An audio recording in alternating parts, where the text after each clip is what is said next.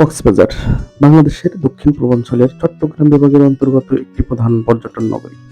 এটি বিশ্বের দীর্ঘতম অবিচ্ছিন্ন ও প্রাকৃতিক বালুকাবেলা সমুদ্র সৈকতের জন্য বিখ্যাত। তবে কক্সবাজারের ইতিহাস শুধু সৈকত ও পর্যটনের মধ্যে সীমাবদ্ধ নয়, এটি বহুমাত্রিক সাংস্কৃতিক, ঐতিহাসিক ও রাজনৈতিক ঘটনার সাক্ষী। কক্সবাজার নামটি এসেছে একজন ব্রিটিশ কর্মকর্তা ক্যাপ্টেন হিরাম কক্সের নাম থেকে। তিনি ছিলেন ব্রিটিশ ইস্ট ইন্ডিয়া কোম্পানির একজন কর্মকর্তা। 1799 সালে ক্যাপ্টেন কক্স আরাকান থেকে বিতাড়িত হয়ে আসা রোহিঙ্গা ও মগ শরণার্থীদের পুনর্বাসনের জন্য কাজ শুরু করেন। তার মৃত্যুর পর তার সম্মানে এই স্থানের নামকরণ করা হয় কক্সবাজার। স্বাধীনতার পর কক্সবাজার ধীরে ধীরে বাংলাদেশের প্রধান পর্যটন কেন্দ্র হিসেবে গড়ে ওঠে। বর্তমানে এটি শুধু সৈকতের জন্য নয়, এটি ইনানি, হিমছড়ি, মহেশখালী, সোনাদিয়া, কুতুবদিয়া, মিনি বান্দরবন ইত্যাদি স্থানগুলোর জন্য পরিচিত। তো বেশি কথা না বাড়িয়ে চলুন আমাদের কক্সবাজার ভ্রমণের প্রথম পর্ব শুরু করা যাক।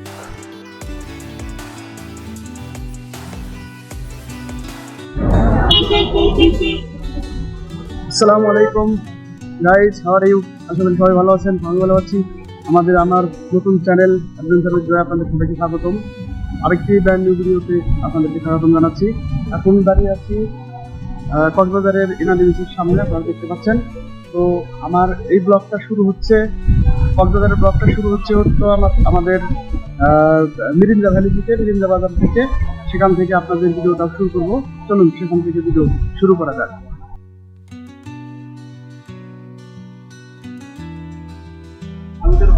আমরা এখন রয়েছি মিরিঞ্জা বাজারে। মিরিঞ্জা বাজার থেকে লোকাল গাড়িতে করে আমরা এখন চকরিয়া যাবো, আর চকরিয়া থেকে আমরা আবার কক্সবাজারের গাড়ি।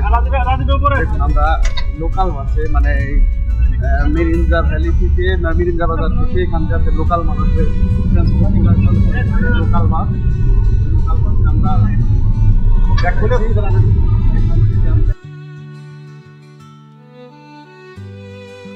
বন্ধুরা, গত পর্বে মিরিঞ্জা ভ্যালি তথা মিরিঞ্জা পাহাড় আপনাদেরকে আমি ঘুরে দেখিয়েছি।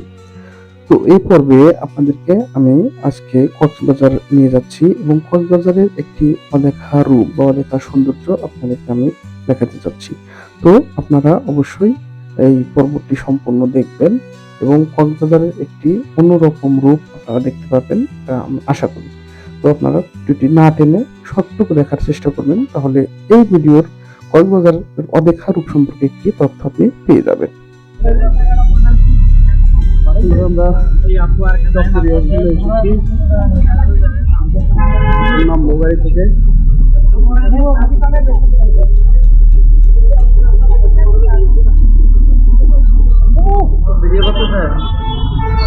আমরা নেমে পড়ছি চকরিয়া।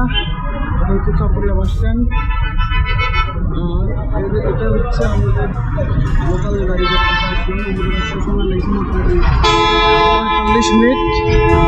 45 মিনিট সময় লেগেছে। আমাদের লোকাল গাড়িতে ভাড়া নিয়েছি 70 টাকা। 45 মিনিটের মধ্যে আমরা চলে আসছি চকরিয়া। এখন এখান থেকে আমরা লোকাল বাস অথবা সিএনজি অথবা বাসে করে যেভাবেই হোক আমরা কক্সবাজারের উদ্দেশ্যে চলে যাবো। থাকুন, দেখা যাক।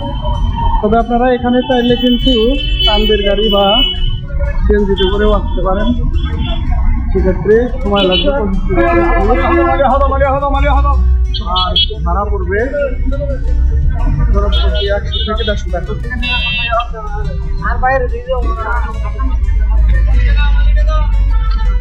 এটা বাস স্ট্যান্ড। এখান থেকে সব দিকে গাড়ি ছেড়ে যায়, কক্সবাজারেও যাওয়া যায়। আবার এখান থেকে আপনি তাহলে চিটাগাংও যাইতে পারবেন, চিটাগাংয়ের গাড়িও এখান থেকে পাওয়া যায়। কক্সবাজার চিটাগাং সব দিকে এখান থেকে এটা হচ্ছে বাস। এখানে যে বাসগুলো দেখতে পাচ্ছেন এগুলো সবই।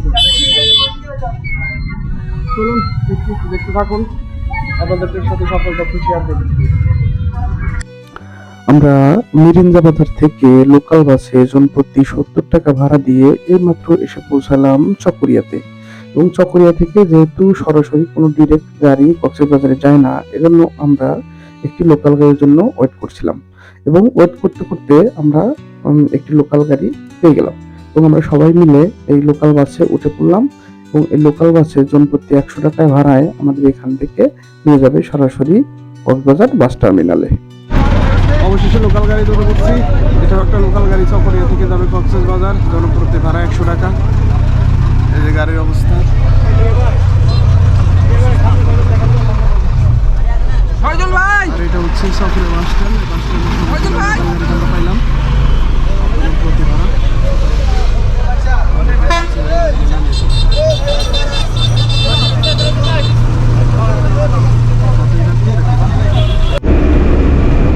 আমাদের গাড়ি ছেড়ে দিয়েছে অবশেষে কক্সবাজার উদ্দেশ্যে।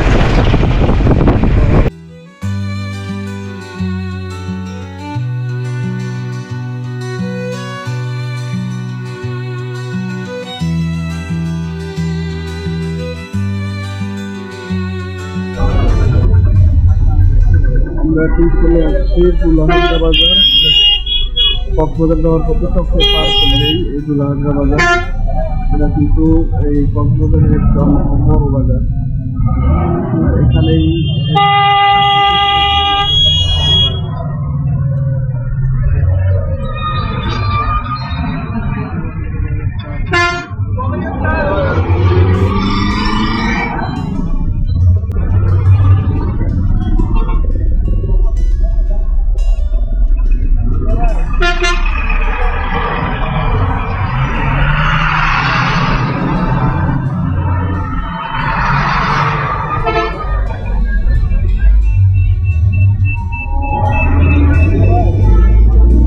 সরকারি প্রাথমিক বিদ্যালয়,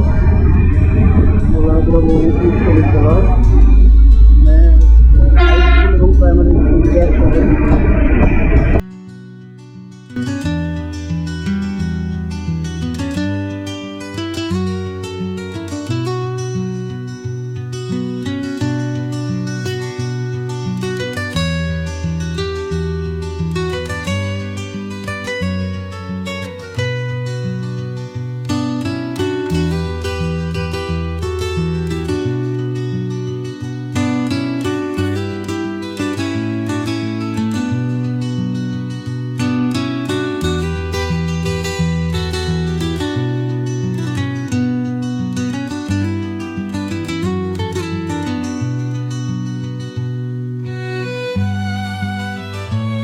বন্ধুরা, জনপ্রতি 100 টাকা ভাড়া দিয়ে 1.5 ঘন্টা সময়ের মধ্যে 50 কিলোমিটার রাস্তা পার হয়ে আমরা এখন পৌঁছে গেছি কক্সবাজার বাস টার্মিনালে।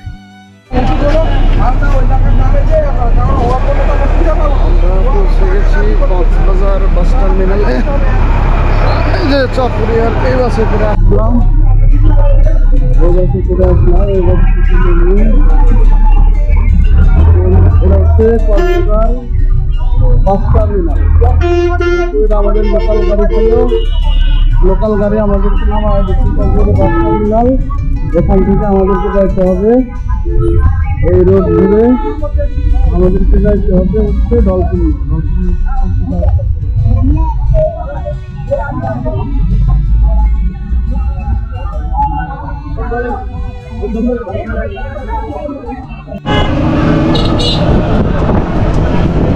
এখন আমরা অটোতে উঠলাম, অটো করে আমরা যাবো ডলফিন মোড়। ডলফিন মোড়ের ভাড়া এক অটো 80 টাকা।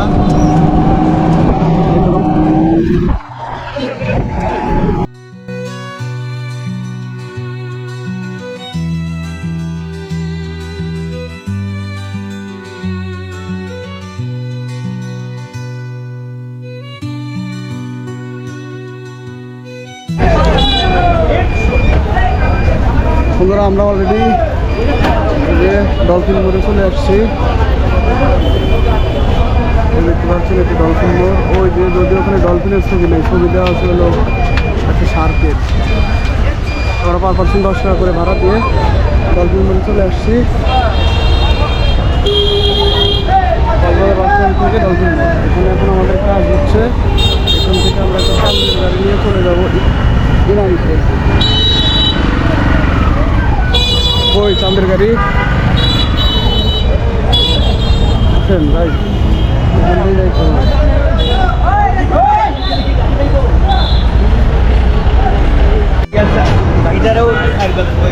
অনেকদিন পর সে 2022 সালে আসছিলাম, এটা হচ্ছে 2025 সাল, দীর্ঘ 3 বছর পরে আসলাম কক্সবাজারে। খুব ভালো লাগতেছে। এটা হলো ডলফিন মোড়, আর এদিকে গেলে হচ্ছে কলাতলি পয়েন্ট, কলাতলি বিচ, এদিকে সুগন্ধা বিচ, আর হচ্ছে হলো সুগন্ধা বিচ হলো ওকে।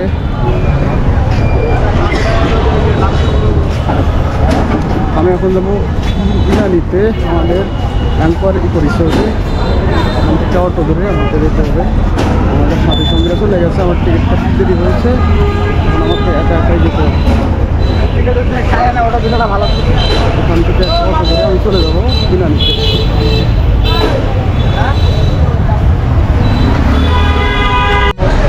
পানি নিয়ে আসি না, একটু দাঁড়াই, সিটটা একটু দেখে রাখি। ইনানি থেকে এই অটোতে উঠলাম, অটোতে দিলাম, যেহেতু আমার টিমের ট্রাভেল চলে গেছে, আমি টিকিট কাটার জন্য পিছনে পড়ে গেছিলাম।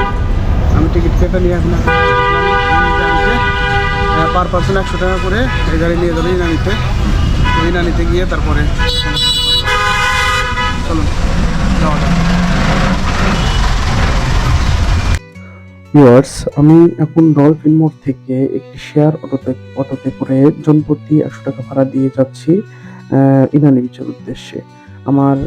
আমাদের এবারের হোটেলটা হচ্ছে ইনানির ওইদিকে, আমরা রিসোর্টটা ঠিক করেছি, ওইদিকে যাচ্ছি। আর ডলফিন মোড়ে একটু দেরি হওয়ার কারণ হচ্ছে আমি আমার আগামীকাল ঢাকা ব্যাক করার জন্য বাসের একটা রিটার্ন টিকিট কাটলাম, কিছু টুকিটাকি কাজ ছিল, সেজন্য আমার একটু দেরি হয়ে গেছে। ইন দ্য মিন টাইম আমার যে বাকি টুরমেটরা তারা কিন্তু অলরেডি ইনানিতে পৌঁছে গেছেন। এখন আমিও যাচ্ছি ওইদিকে। আর মেরিন ড্রাইভ রাস্তার কথা আর কি বলবো, আপনারা তো জানেন এই রাস্তাটা আসলে সবারই প্রিয়, সবারই অনেক ভালো লাগে, বরাবরই ভালো লাগে, এই জন্য এই রাস্তাটা আমার অনেক প্রিয়। আর সাময়িক সমস্যা হচ্ছে রাস্তার কনস্ট্রাকশন কাজের জন্য। তো বন্ধুরা, যাওয়ার পথেই দেখতে পাচ্ছি আমি একজন মহিলা, উনি আমাদের সিরাজগঞ্জের বিখ্যাত সলকের ঘোল বিক্রি করছেন। ওনার বাড়িও সিরাজগঞ্জের কামারখন্দ থানায়। তো উনি এখানে বসে বসে ঘোল বিক্রি করছেন। তো চলুন সামনের দিক যাওয়া যাক।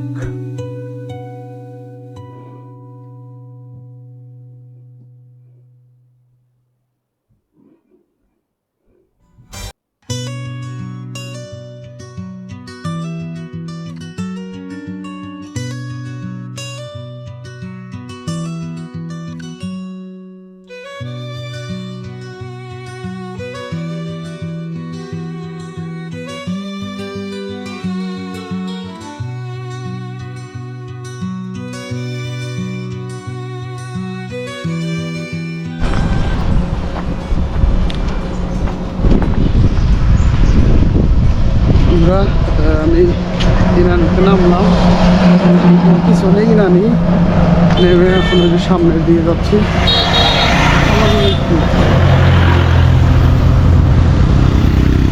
হয়তো 5-6 মিনিট লাগবে হেঁটে যেতে। আমি এখন হেঁটে যাচ্ছি 5-6 মিনিটের রাস্তা। সামনে হেঁটে গেলেই Anchor eco resort and Spa. দেখুন একদম সমুদ্র কত কাছে, একদম কাছে, এবং এখানে সমুদ্র একদম নির্জন নিরিবিলি। ওই যে ওইটা যে দেখতেছেন ওটা কিন্তু ইনানি, ওই যে ইনানি বিচের লোকজন ওখানে চলাফেরা করছে। আর এই দিকটা একদম শুনশান, নীরব, নিরিবিলি। আর আমাদের হোটেলটা ওই যে দেখা যাচ্ছে বড়, ওইটাই হচ্ছে আমাদের হোটেল। সবচেয়ে আমার ভালো লাগতেছে এই একদম নীরব নিরিবিলি বিচটা। বিকেলে হয়তো এখানে অনেক বেশি মজা হবে। আমরা বিকেলে এখান থেকে সময় কাটাবো। আর হোটেল হচ্ছে ওই যে দেখতে পাচ্ছি কিনা, ওই যে ওই যে ওই যে ওই যেটা সাদা যে ভবনটা দেখা যাচ্ছে ওইটাই Anchor eco resort and Spa. তো যাই, চলুন সামনে যাওয়া যাক।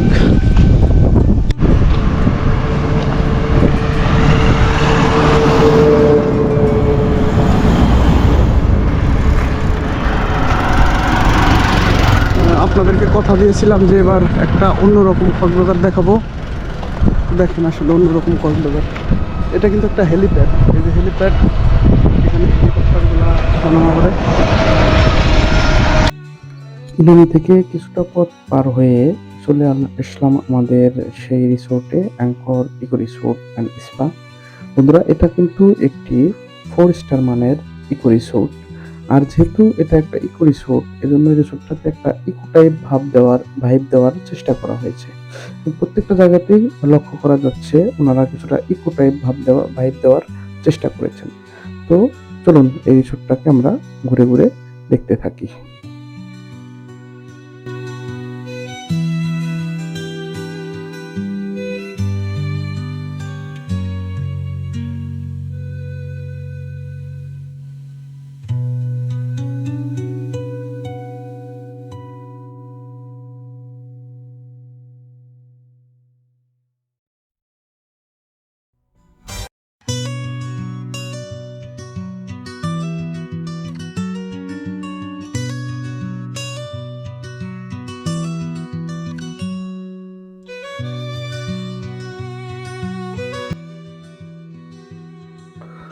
তো ঘুরতে ঘুরতে চলে আসলাম Anchor eco resort and Spa রিসেপশনে। সেখানে আমাকে ওয়েলকাম ড্রিঙ্ক দেওয়া হলো। ওয়েলকাম ড্রিঙ্কসটা হয়েছিল ম্যাঙ্গো জুস। জুসটা গরমের মধ্যে ভালোই ছিল। আর জুস খাওয়ার পাশাপাশি আমি ওদের এই রিসেপশনটাকে খুব ভালোভাবে দেখছিলাম। রিসেপশনটা খুবই সুন্দর, সাজানো গোছানো, ছিমছাম, বিভিন্ন ধরনের রঙে রঞ্জিত করা। রিসেপশনটা আমার কাছে অনেক ভালো লেগেছে। রিসেপশনটা দেখার পরে ওনাদের একজন স্টাফ আমাকে আমার রুমের দিকে নিয়ে গেলেন এবং আমি রুমের দিকে এগোতে থাকলাম।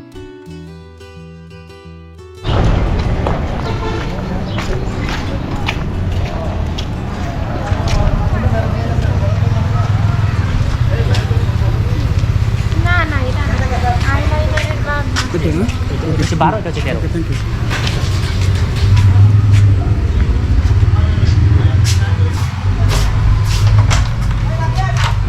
কি অবস্থা? কি অবস্থা আপনার? এই তো ব্লগার। ভালো?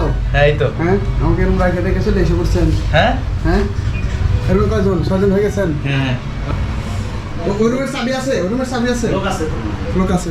ওকে, থ্যাংক ইউ। এটা হচ্ছে 112 আর আমি যাবো 113-তে। 113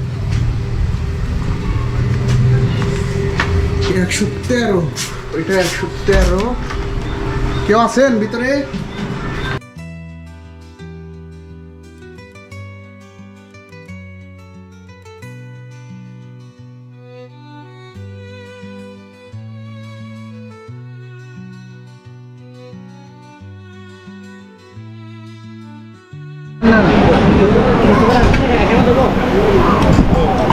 দেন দেন, আলু ভর্তা দেওয়ার তো কিছু না। এগুলো 3 জনের জন্য।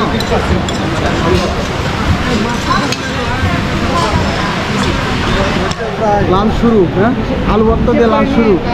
কি ওটা ভাই? কি কয়জন? 3 জন? এটা কি কয়জন এরা?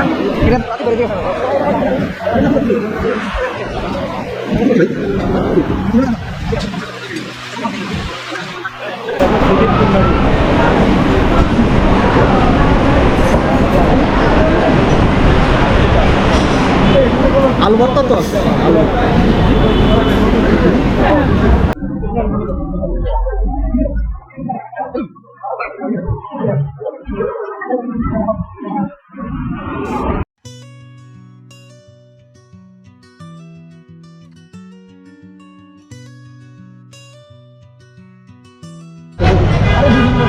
এটা হচ্ছে এটা হচ্ছে আমাদের রেস্টুরেন্ট। এখানে আমরা খাওয়া দাওয়া করলাম। রেস্টুরেন্টটা ভালো, খাবারের মানও ভালো, কিন্তু প্রাইসটা একদম গলা কাটা। ঠিক আছে, খাবারের প্রাইস জনপ্রতি আমাদের 500 টাকা করে পড়ছে। মাছ 1 পিস 2 জনে খাইছি, আর 1 পিস করে মাংস খাইছি। তাতে আমাদের খরচ করছে 500 টাকা করে। আর ওদের যে রেস্টুরেন্টের বিলের উপরে, টোটাল বিলের উপরে 15% সার্ভিস চার্জ, এটা আরও বেশি হয়েছে মনে হয়েছে আমার, যার কারণে কস্টিংটা অনেক বেশি। তো যাই, পরিবেশটা কিন্তু অসাধারণ সুন্দর। আর এটা কিন্তু ইনানি বিচের পাশেই। এই যে এইদিকে গেলে সামান্য একটু সামনে ইন্ডিয়ান ইলিশ আর এই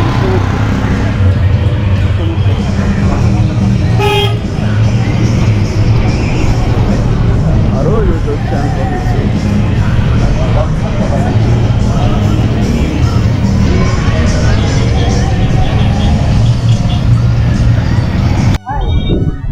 একদম সমুদ্রের পাড়ে, একদম সমুদ্রের পাড়ে দেখুন পিছনে আমার সমুদ্র, এটা হলো সমুদ্র। আর এই যে সমুদ্রের ঠিক পাড়েই, এই যে সমুদ্রের ঠিক পাড়েই হচ্ছে আমাদের anchor eco resort, anchor eco resort and spa.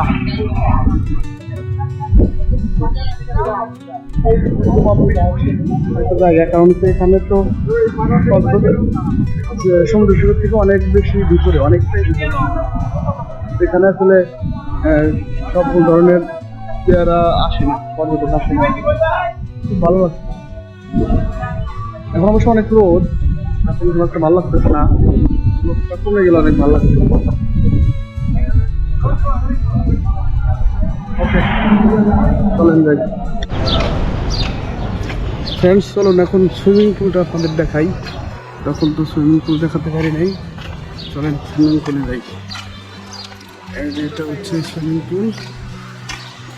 অবশ্য সুইমিং আমি করেছি কিন্তু তখন ভিডিও করা হয়নি।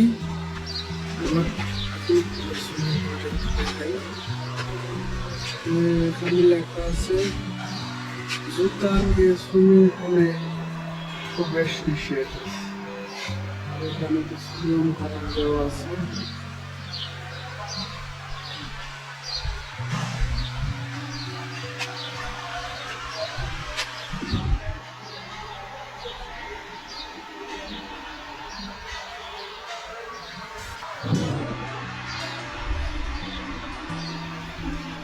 এই সুইমিং পুলেই একটু আগে আমি সুইমিং করেছি, আমি তখন সুইমিংয়ে ব্যস্ত চালাছিলাম, যার কারণে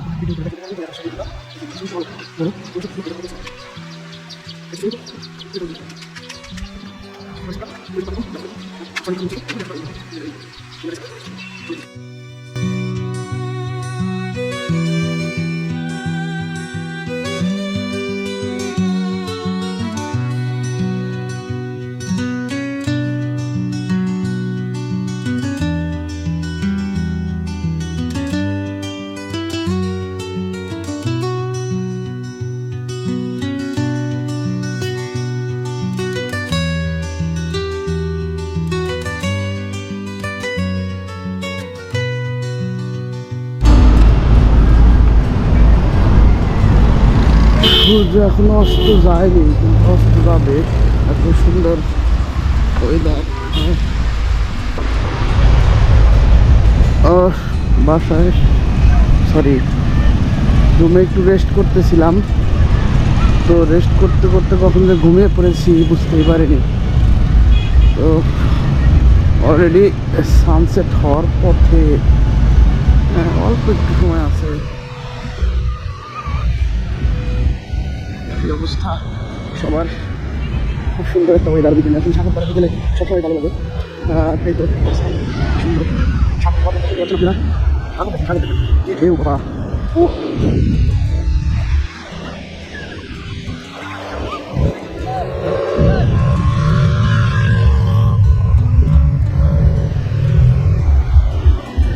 অসাধারণ সুন্দর দৃশ্য, যেমন সুন্দর পরিবেশ, তেমন সুন্দর হাওয়া দিচ্ছে, সেই সাথে সাগরের বিশাল বিশাল ঢেউ। আসতেছে সবাই, সবাই আসতেছে,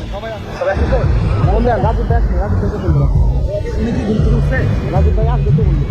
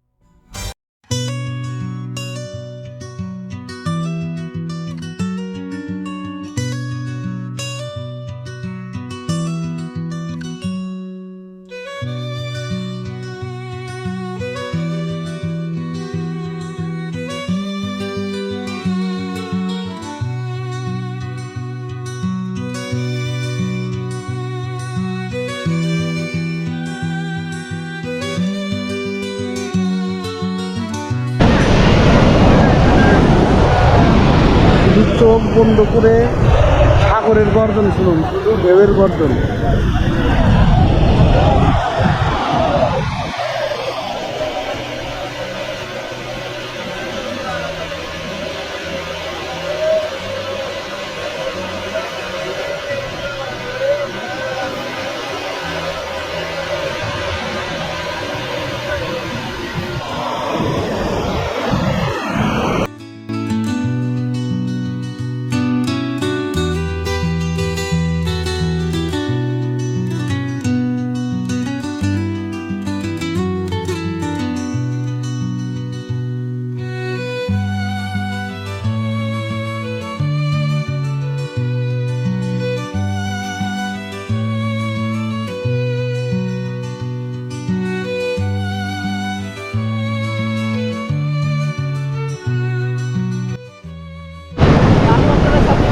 আসলে কি বলবো, মানে আমি ভাষা হারিয়ে ফেলেছি। এখানে এসে এত সুন্দর ভালো লাগছে। আসলে এর পাশে হচ্ছে আমার পিছনে বেড়া রিসোর্ট, আর এই আমার হাতের সোজা এখানে হচ্ছে আমাদের অ্যাঙ্কর রিসোর্ট, এই যে এখানে আর কি। এই যে আর সামনেই হচ্ছে বিশাল সমুদ্র সাগর। ও অসাধারণ সুন্দর, দেখতেই পাচ্ছেন। মানে কি বলবো,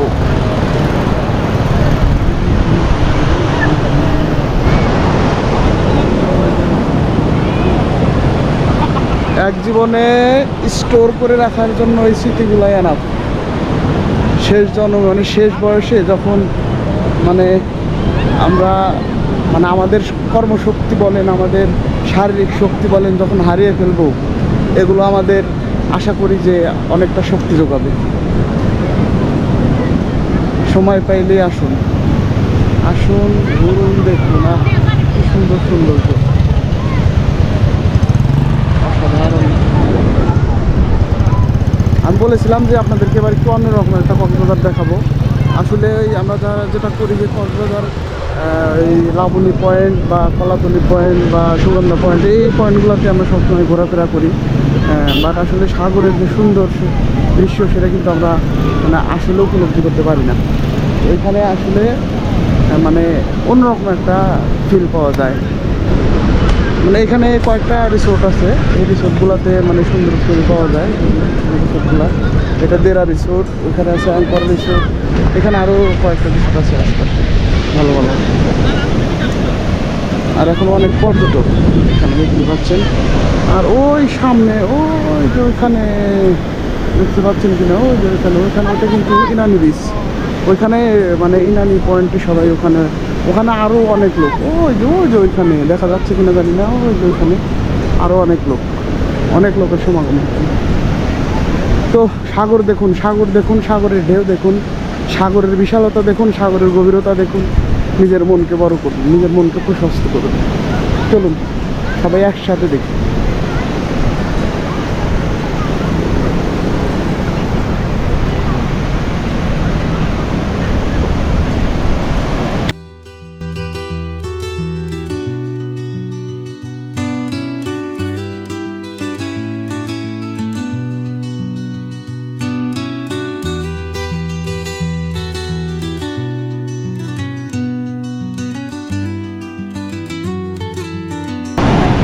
আমার বাংলাদেশের সমুদ্র সৈকত, বিশ্বের মধ্যে সবচেয়ে বড় সমুদ্র সৈকত কক্সবাজার সমুদ্র সৈকত। 120 কিলোমিটার দীর্ঘ, প্রায় 75 মাইল দীর্ঘ এই সমুদ্র সৈকত। পুরাটাই ন্যাচারাল সমুদ্র সৈকত, কোনো কৃত্রিমতার এখানে ছোঁয়া নেই। অথচ মানে এই 120 কিলোমিটার সমুদ্র সৈকতের কতটুকুই বা আমরা চিনি বা কতটুকুই বা আমরা জানি। এক সময় তো আমাদের সমুদ্র সৈকত বলতে শুধু ছিল কক্সবাজারের কলাতলি পয়েন্ট, কলাতলি বিচ, আর হচ্ছে সুগন্ধা বিচ, আর হল এই বিচগুলো ছাড়া আমরা সময় কোনো বিচ পাইতাম না। কিন্তু এখন কিন্তু মানে পুরা 120 কিলোমিটার বিচই মানে ব্যবহারযোগ্য। মানে এগুলাকে মানে চাইলেই সেখানে পর্যটক ঘুরতে যেতে পারে, সেখানে তারা চাইলেই কিন্তু বিভিন্ন ধরনের অ্যাক্টিভিটি তারা করতে পারে। তারপরে একদম আপনার কক্সবাজার থেকে শুরু করে একদম টেকনাফ পর্যন্ত এত বড় বিচ, এত বড় সমুদ্রের সৈকত পৃথিবীর আর কোথাও নাই। তো আমরা এটাকে আরো ভালোভাবে দেখবো, ভালোভাবে জানি। বিদেশের যে আমরা যাই এত টাকা পয়সা, হাজার হাজার টাকা, লক্ষ লক্ষ টাকা খরচ করে, কিন্তু আমার দেশের সুন্দরভাবে সঠিকভাবে দেখি নাই।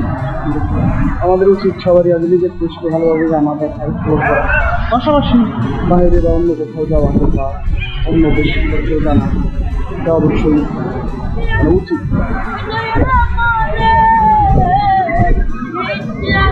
কোনদিন বাবার মারা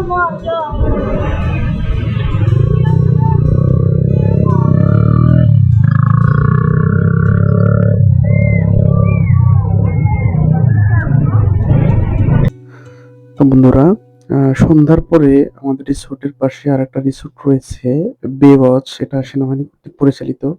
সেখানে সুন্দর ফায়ার শো আয়োজন করা হয় বে ওয়াচ কর্তৃক।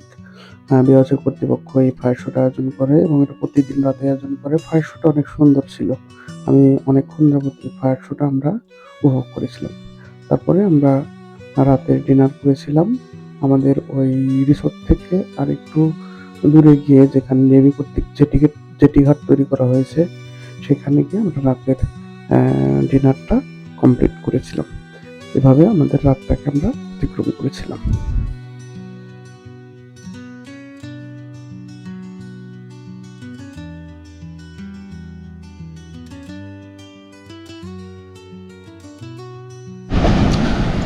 Good morning from Cox's Bazar Inani beach.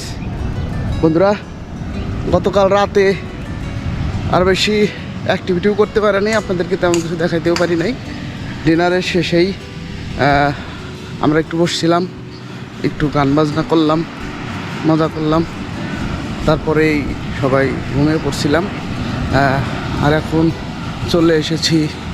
ও ও ও কি সুন্দর দৃশ্য দেখুন। আমি যতবার আসি, যখন আসি তখনই ভালো লাগে। অবশ্য জোয়ারের সময় যখন পানি কিন্তু কাছে চলে আসছে, আমরা কাউকে দেখছিলাম যে এই পানিগুলো কিন্তু অনেকটা নিচে ছিল, তখন ভাটার সময় ছিল, অনেক নিচে ছিল, তখন অনেক কাছে চলে আসছে।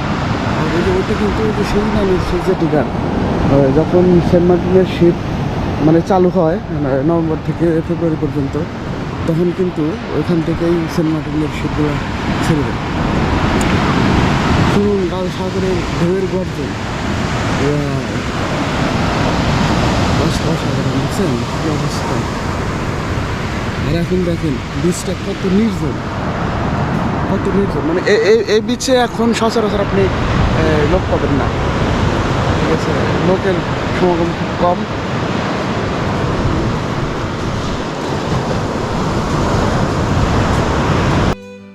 ভিউয়ার্স, আপনারা সাগরের অসাধারণ সুন্দর নৈসর্গিক দৃশ্য উপভোগ করতে থাকুন, আর আমি কিছু তথ্য শেয়ার করতে থাকি। হোটেলের বা রিসোর্টের খরচ সম্পর্কে আপনাদের একটু ধারণা দেওয়ার চেষ্টা করি। আপনারা দেখেছেন ভিডিওতে আমরা যে রুমটাতে উঠেছি, ওই রুমটা হচ্ছে দুটো রুম 6 জনের জন্য রেডি করা, যাতে 3টা বেড রয়েছে, 3টা বেডে 6 জন থাকতে পারবে। এই তিনটা বেডের 6 জনের রুমের ভাড়া পড়েছে আমাদের 7,500 টাকা। 6 জনের জন্য 7,500 টাকা, সাথে কমপ্লিমেন্টারি ব্রেকফাস্ট ছিল। ব্রেকফাস্ট আপনাদেরকে আমরা পরের দিন সকালে দেখাবো, আপনারা দেখতে পাবেন। তো যেহেতু এটা একটা 4 স্টার মানের ইকো রিসোর্ট, সেই অনুযায়ী ভাড়াটা আমার কাছে ঠিকঠাক মনে হয়েছে।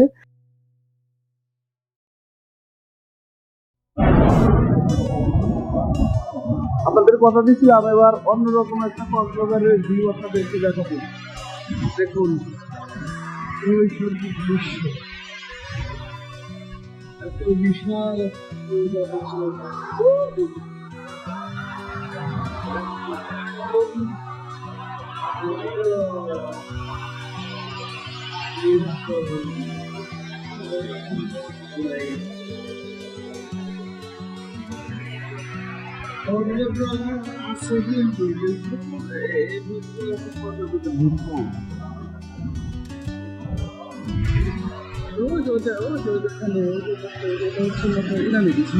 ইরানি সভ্যতা।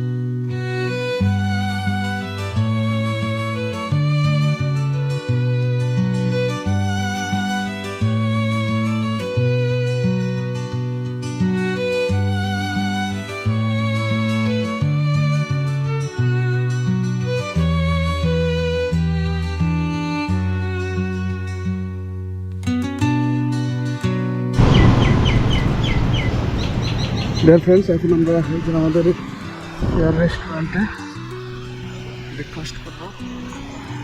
ওশান কিচেন ব্রেকফাস্ট করবো। চলুন, ব্রেকফাস্ট কি আইটেম থাকে এটা কিন্তু আমাদের এর সাথে কমপ্লিমেন্টারি। কী ধরনের ব্রেকফাস্ট করে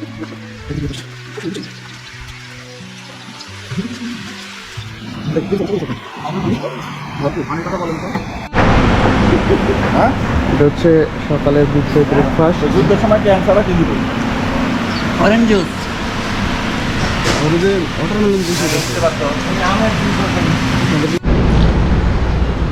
অডিয়েন্স, তো আমরা মাত্রই ব্রেকফাস্ট শেষ করলাম। ব্রেকফাস্ট শেষ করে সমুদ্রের পাশে এসে দাঁড়িয়েছে সমুদ্র। এই যে আমাদের এটা হচ্ছে রেস্টুরেন্ট, দেখতে পাচ্ছেন। এই যে এটা একটা রেস্টুরেন্ট, এই যে হচ্ছে সমুদ্র। মানে রেস্টুরেন্ট থেকে বসে এই সমুদ্র দেখা যায়, মানে সমুদ্র দেখতে দেখতেই খাবার খাওয়া যায়। কিন্তু প্রবলেম একটাই, এই ভিউয়ের দাম দিতে হয়। যেখানে সাধারণত ব্রেকফাস্ট মানে 100 টাকার মধ্যে হলে হয়ে যায়, ওখানে ব্রেকফাস্ট করতে 250 টাকা লাগে। যদিও আমাদের কাছে কমপ্লিমেন্টারি ব্রেকফাস্ট, আর যাদের কমপ্লিমেন্টারি ব্রেকফাস্ট নেই তারা দেখলাম অনেকেই যে ব্রেকফাস্টের দিয়ে দিচ্ছে 250-300 টাকা।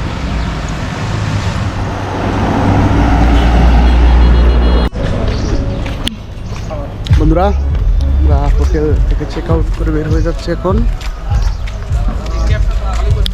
এখান থেকে এখন আমরা চলে যাব কক্সবাজার সিটিতে। কলাতলি বিচ, সুগন্ধা বিচ, এগুলো আপনাদের দেখো।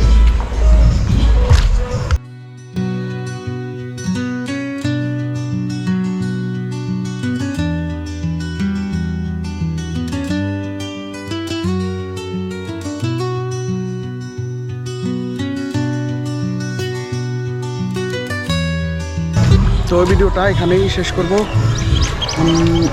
এরপরের ভিডিওটা আমি কক্সবাজারে মানে মেইন পয়েন্টটা নিয়ে একটা ভিডিও করব।